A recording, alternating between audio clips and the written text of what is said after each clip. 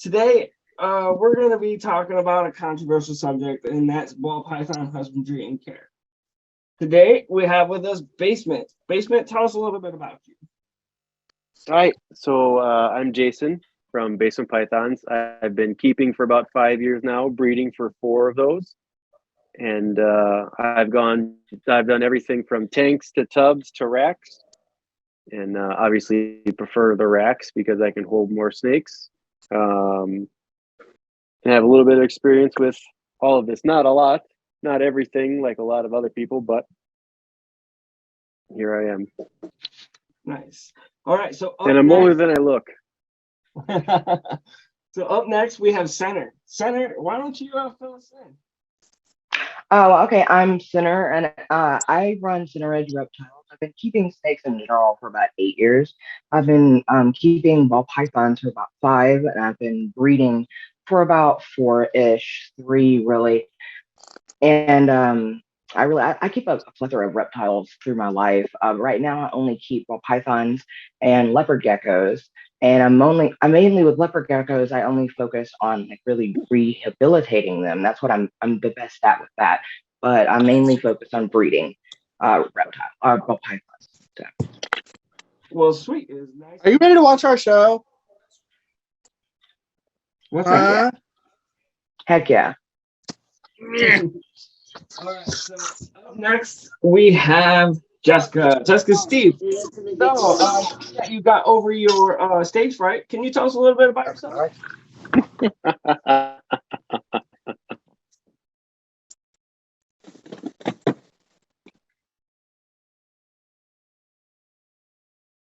So, can you tell We us a little can't bit hear about a yourself? word you're saying, Jessica.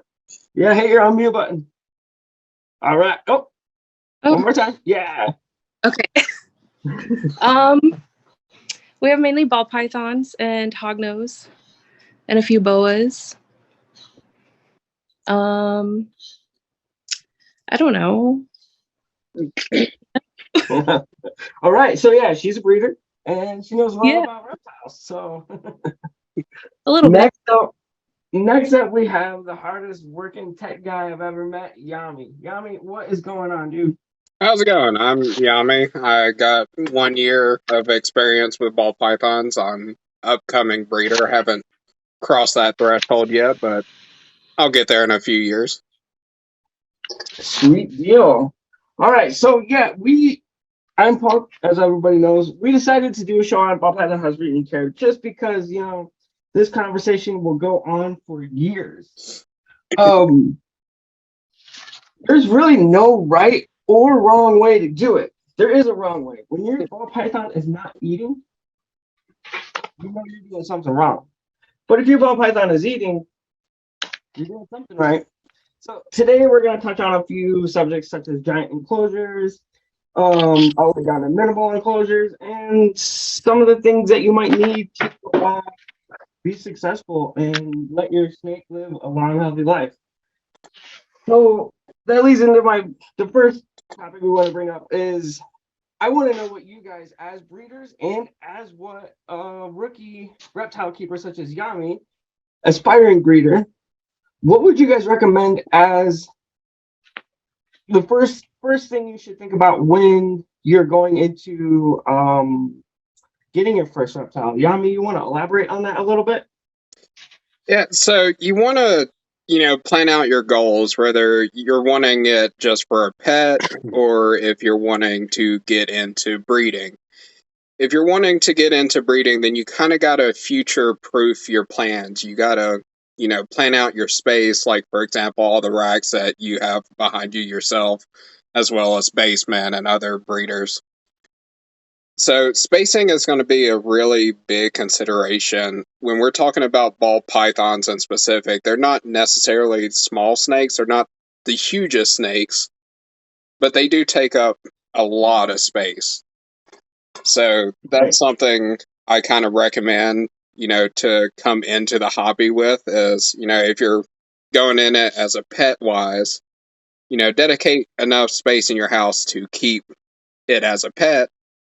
And if you're looking to become an upcoming breeder or become a breeder, then, plan for the space accordingly that way as well. Nice. So, Center, in your opinion, you are a breeder. You've sold many snakes. What do you recommend people buy for a snake? Nate, can you give me two examples of things that you're definitely going to want to get off the bat that you use the whole entire time you have your snake? You mean like the kind of equipment, like, Yeah, or do you mean tools, like, okay, so enclosures. equipment, enclosures? Yeah. One thing that I think that you're gonna necessarily need, like, get a proper environment. The proper environment for a snake is it's essential in my opinion. You know, if you're gonna get like if you're gonna plan to get multiple snakes, don't go and get like one tank now and then get like one tank then when you're going to get another one. Like if you're going to know you're going to get multiple snakes, go ahead and plan for that, because then you're going to want to get another snake and you're like, oh, I'm going to get this snake, and then you're not going to have anywhere to put it, and then you're going to rush around and you're going to keep it in an unsuitable enclosure. I've seen that happen a lot of times. So if you're planning to get more than one, you know you're going to go into that hobby, go ahead and just put the money down and just get a whole like enclosure or rack system, whatever you're going to get, so you can have it ready for multiple snakes. Another thing that I think is essential, a thermostat. Get a thermostat because if not, your snake's heating will go crazy. Get a thermostat. It is the most essential thing because if your temperatures get too hot, you will cook your snake. In my opinion, heat will kill them faster than the cold will. In fact, That is one very of our true. breeder friends actually just lost four of their snakes because their heater just went, and we live in Mississippi, so we just got a really big cold front that's still here, and their heater malfunctioned and it was pointed towards their rack. And I don't really recommend this at all, but it was pointed towards their rack and it malfunctioned and it cooked four of their snakes. So they Mm. lost their big pied breeder male, they lost their desert ghost breeder male, and two other breeder males. So no, thermostat. Get a thermostat. Right. Yeah, that's a good one. That is probably one of the most important things. The basement, could you explain to us the importance of a gradient inside of the bin and how that's going to help create the a great environment for that ball python to thrive in? Sure. So I keep a heated room where my snakes are. In here, it's right now it's 79 degrees where I'm at. And then the back, their hotspot set for 80 or for 90 degrees. I mean, basically, what it allows the snake to be able to decide the temperature where it's at. Since they're cold-blooded animals, they can't regulate their own body temperature, so they need to use the environment to do that. So they will choose going back and forth, hot spot and cold spot. And then it allows during breeding time too, when they're growing follicles, they tend to go to the cold part. They'll bull wrap, you see where they're cooling themselves down because they are growing their follicles and don't want to overheat. And then the same thing when they lay their eggs, they'll be laying on the hot spot typically when they lay their eggs so that they can regulate the egg temperature. I mean, they know what they're doing. And then there's one other point that I want to make when we're talking about tanks and homemade racks and then professional racks that you buy. There's an old saying, you don't put, I mean, this stuff is expensive, right? You don't put a $300 animal in a $3,000 rack. Right. So you can start off easy. I mean, if you want to, dip your toes, there's plenty of plans online if you're capable of making stuff.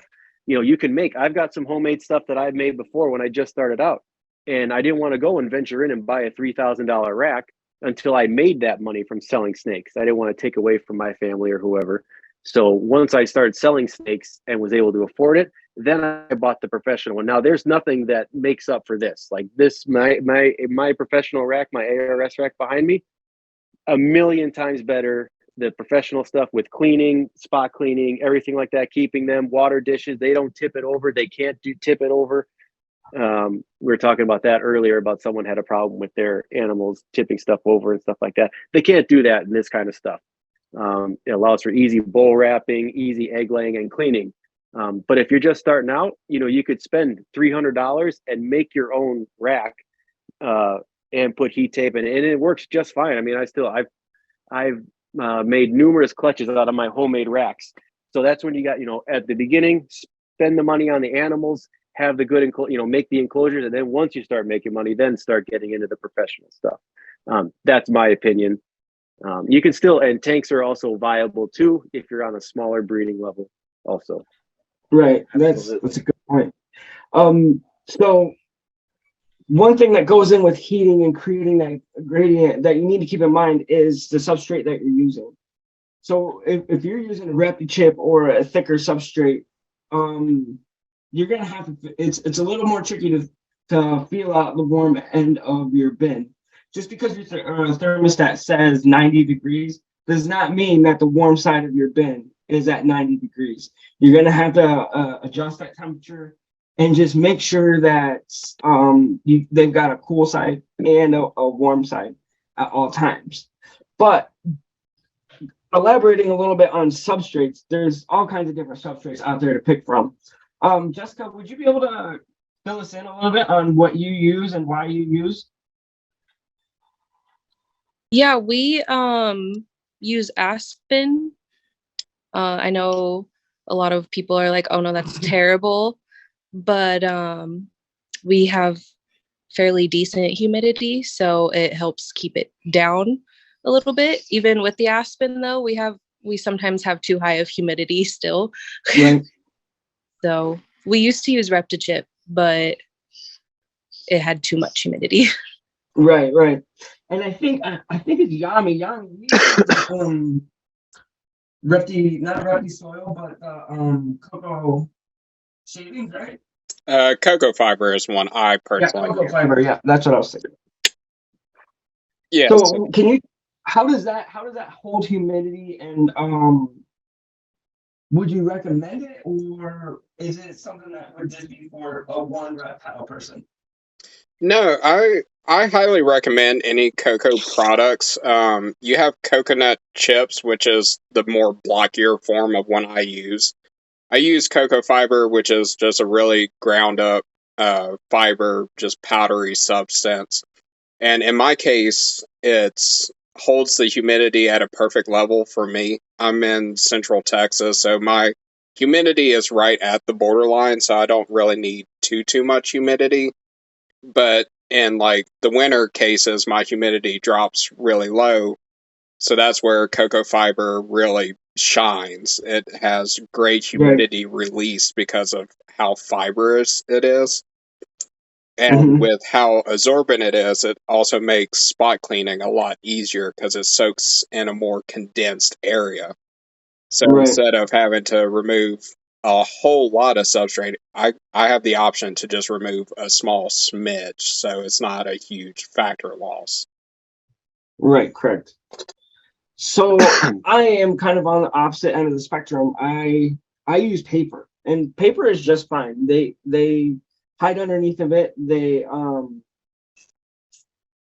I know every time they expel waste. So I like to have a substrate that will not contain bacteria, will not harbor it. So the reason I use paper as well is so I can keep a better eye on my snake. I made my snake racks every single day, changing that paper out, and that kind of helps just keep handling the snakes more often because I do have so many snakes. So there's all kinds of reasons out there as to why you would use a certain substrate or you wouldn't use a certain substrate for different situations. A lot of the times you will find that your snakes are just not eating. So maybe sometimes it might be a substrate change out. Senator, could you give me an example of how your environment would prevent your ball python or would stress your ball python out enough that it would quit eating? Oh my God, yeah. If they don't have enough places to hide, first of all, they feel anxiety. If their environment is too large, also, they're gonna feel so much anxiety that they're not gonna eat. These snakes, they don't like large open spaces. They like to feel secure. I mean, that's why they ball up. They feel secure when they're like tight and balled up and happy, and they're just like, yes, I am small. Like I am safe. So they just don't like big open spaces. They just feel very exposed. So if your Mhm. environment is too big, too open, too like revealing, they're gonna feel stressed out and they're just not gonna eat. In fact, that's how a lot of people find out that their enclosure isn't suitable, because their ball python isn't eating, it's not taking the food, and so they'll come to people that are experienced ball pythons, are like, hey, my ball python's not eating, and they're like, okay, well, what does your setup look like? And they'll show them, like, okay, yeah, your setup is really large, there's not very much clutter, like, why don't you try changing this and that? And it ends up being that their enclosure is just too open and there's not any hiding areas, and it ends up being that. That's a good point. And basement, would you elaborate a little bit on why? And I guess this might be an opinion, but in my opinion, I feel that snakes and racks eat better than snakes in enclosures. Well, could you add anything to that, or would you disagree with that? I wouldn't disagree with that. I would also a I little do. disagree with that. You would disagree with that? I would also a little disagree with that. No. So, my enclosure. So I specifically ordered when I bought my rack. I got the gray tubs. Basically, it's all grayed out. They can't see inside there. Besides, there are little holes in the top for the grates for air to circulate through there, and it's just like them being in their hide. Most of the snakes that you see when you feed in enclosures, they're not out; they're in their hide. And then when you throw the rat in, you'll see their faces will sit there right at the outside of the hide, and then they'll just lunge out at the rat when it gets right there at it. And it's the same thing. Basically, you make a big hide for them, and I use cocoa husk, recta chip specifically, and I put that in my big racks, and they make their little burrows in it. I don't make it a huge amount, but I put enough where they can sit there and make a little hole in there, and I throw the rat in, and I don't usually have any problems not eating for my snakes. But you also have to look at the time of year that it's at. Are the males breeding? Are the females, what are their follicle sizes at? Because a lot of people can't really track, unless you have an ultrasound, the female follicle sizes. So typically when they hit above 30 millimeters, the females are not going to want to eat, because they can't pass the food past the snakes, or past their follicles or eggs inside there. So they'll choose not to eat. And if you don't know where your snakes are at, you're not going to know. You're just going to think, oh, my females aren't eating. The males also, they get into that drive where it's breed time. So when they're constantly looking at, like, I'm just ready to breed, especially when you've got a seasoned male who's going at 10, 15, maybe more females, one day it'll click that I just need to breed, and he's going to go off of food. At that time, that's when you need to start getting them back on food and figuring out, because they lose a lot of energy with that. Right. Babies are the hardest things to get eating. And there's a lot of different tricks that you can use to be able to get them eating. I won't go into that right now. There's a lot of different things that I do to be able to get mine eating. Last resort for them is obviously, assist feeding, force feeding, whatever. And I mean, we've all who bred, every one of us, I guarantee, has had to assist feed a snake or two. Yeah. And it's not fun, but that's what we have Stressful to do. on them. But So I would say Yami, no, go ahead. let Yami go. No, let Yami go. I want to hear why he disagrees. Yeah, I was just going to get to that. I would like to hear why you would disagree on that. Well, so I disagree with the portion where racks are, an easier format of getting them to feed a little bit better. And the reason why I disagree is because whenever you're new into the hobby, like myself, I'm only a year in. Whenever I first bought my racks, I didn't have this wonderful community to be able to teach me or anything. So I bought the largest rack that I could find. Future proofing was my idea behind it. And some styles of racks, like the ones behind basement, where they're darker, you would have more successful chances with that. But the type of tubs that I got, where they were still clear, putting a smaller snake into a full size adult rack turned out to be very problematic for me, and I had a lot of issues Oh, with getting mine to eat because it was a clear tub and it was a full adult sized tub. So Yep. I agree and I disagree depending on the circumstances. If I would have had like a hatchling rack, I would have been able to get my smaller ones better. Right. And, when I so ended up there doing is. was I ended up adding a lot more clutter. I kind of took the elements of what you would implement with a glass enclosure and put it inside of my rack. And that's how I got my younger ones to eat a whole lot better. So, I never even really thought of doing that, but that's such a good idea.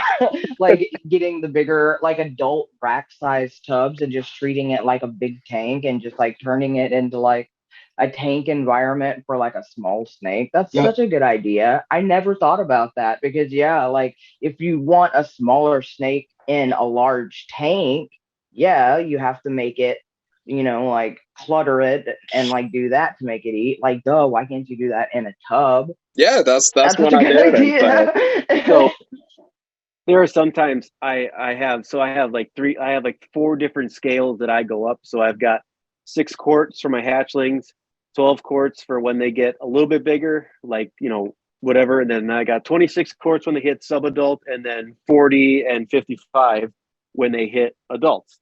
And one thing when moving from 6 quarts to 12, 12 to 26, and then to the 41 and 55 quarts, um, you can experience sometimes where they, new environment, different sizes, Right. whatever. One thing that if you're upgrading a snake and maybe to a different size and maybe it's a new and they don't feel as secure, just adding a hide to that kind of stuff will help out. I know they're not excessively cheap, but there are different ways you can make different hides. Like, for us who have boa constrictors, they don't really make a lot of hides that are the size for a boa constrictor. So you got Right. to get a little bit creative, and you can do the same thing. You go to Walmart and they make those $1 dishes where you can get a cup, or not a cup, a bowl that's $1 and cut out the front of it to give them a hide. Or for like boa constrictors, you can use the same thing that most of us breed rats out of, those concrete mixing tubs. You can use that and cut a hole in it for them to go underneath. I've Right. also found like if you're transferring a snake and it's like stressed out and stuff, you can just take some of their substrate from the old one and like kind of put Yeah, it in there. Yeah, and that'll help too. yeah. Yeah. But And I do babies on paper towels, and then after when they're on paper towels in 6 quart, and then after that one they graduate to substrate to rep the chip. Right. And I think I love I've it. gotten snakes before that were not eating at all, and literally just putting them in a smaller enclosure and just putting them in a rack. Especially if they've come out of a tank and they're not eating, that really helps get them back on food pretty quickly within 2 weeks. Every time I've ever tried it. But yeah, so where are we at? Is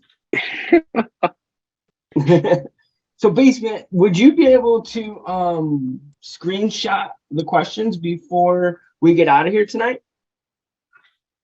I'm sorry. Oh yeah, you want me to? Well, people have asked. Yeah, yeah. Has there been any questions that we can answer real quick? So there was a question for Jessica about I have is there any issues with the dust from aspen, which she answered.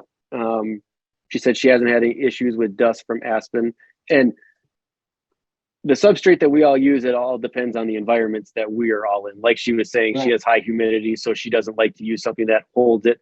There's both two risks with high and low humidity, and they both correspond to respiratory infection with that. So that's one reason why you want to pay attention and keep that between 60 to 70-ish humidity. Otherwise, a respiratory infection can not only spread throughout your collection very fast, depending on feeders and how you handle your snakes and you washing your hands and disinfecting.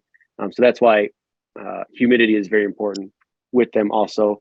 There was another I don't know who this is. This is just from an iPhone person, but they said you guys should do a Zoom about risks with hatchlings, like deformities, hatchlings not eating, that kind of stuff you don't expect to happen. That would be something I'd really like to hear about sometime. I don't know who asked that, but yeah, we can definitely. Oh, it's Taylor. Yep, we can definitely do that. Taylor Royals. Yeah, we can For definitely sure. do that. We'll write that down. Uh, Someone said, I've noticed better feeding responses when I miss the tubs. And then I use Freedom Breeder cocoa chip in Florida. And is that good? Yeah. I mean, again, it all depends on for the cocoa chip and stuff like that. What you use depends on your environment. So you're the one who's going to know it the best. I can't tell you what to use in Florida. If anyone here is from Florida and can chime in, but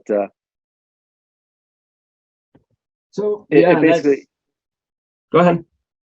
no, it's basically all your surroundings, right? So you know what's going on with your tubs. Like what, I guess Punk's thermostat, I guarantee you, is set to a different setting than my thermostat is. Same thing with Center, same thing with Jessica. So it all depends on where you're at, how often you like to mist your tubs, or how wet you get your substrate. Right now, for me in the wintertime, my humidity is very low. So I could pour an entire dish of water inside one of my tubs, and probably the next day it would be all soaked up, and the Repta chip would be dry. So you just got to Literally. pay attention to your stuff, and I don't know. Can anyone what hear your me? stuff's the best at. Yep. Oh, I'm trying to figure this out. I'm the same because Oh my I live God. near I live near Jason, so I understand the dryness. Every day I'm adding moisture to tubs. Nice. All right, well, and that's kind of the point we're trying to drive home here today is there's going to be different setups for different people. It doesn't matter if you're using big elaborate enclosures. It doesn't matter if you're just using a couple hides and some paper towel. And it doesn't matter if you're using glass or plastic either. The main thing is when your ball python is doing good, they will let you know by whether they're eating or not. An unhappy ball python is a ball python that doesn't eat very well. And some ball pythons do. They're a little bit pickier regardless of the environment they're in. But as long as they're eating, they're doing well. So is there a right or wrong way to keep a ball python? Yeah, there is. But you'll figure that out. And it will take time learning your snake and your snake's personality. So depending on what works for you, you're not doing a bad job. You're still doing a great job. If it doesn't look like that $500 closure you've seen on TikTok, doesn't mean you're doing it wrong. But that is going to be about all we have for tonight. Everybody for joining us, Jessica, Basement, Yami, Center. I think this one went a lot better than what it did last week. But so You did a we're gonna great hang job. out and chat in Discord for a while and answer any more questions. Feel free to join us, and thank you guys for hanging out with us tonight. It looks like we'll probably see you next weekend too for one of the nicest ending 2022 clutches to drop this year from Basement. So from all of us here at #YouDoYouReptiles, thank you, and we'll see you later.